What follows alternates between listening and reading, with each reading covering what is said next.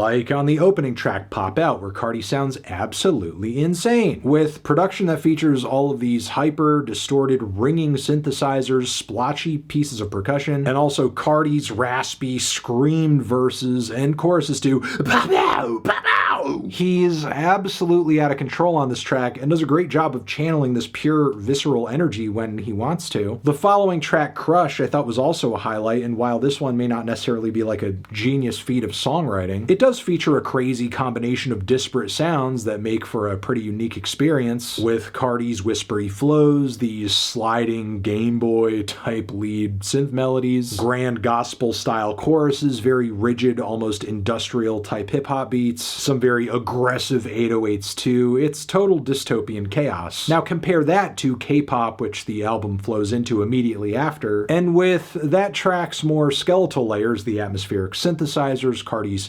squeaky vocal delivery. I mean, the song is passably eerie, but it just doesn't really feel like it's bringing that much to the table, especially on this very abrupt ending. Compare that to the following Evil Jordan, which I do think on some level is a step up, sure, as Carti's performance on the mic actually does sound organic rather than piece together. His allusions to being in like his rock star and emo phase right now are cute. The beat actually builds up some kind of momentum on the groove side. The hype swamp Izzo ad-libs are very aggressive and attention-grabbing, and there's something about that stuttering, repeating, shrill little synth line that stands out among all the other beats here too. But beyond that, I feel like once again with this cut we are just overselling what is actually being delivered to us here. Because while yes, it is slightly weirder than the average track you'll get out there in the mainstream these days, is it substantively interesting?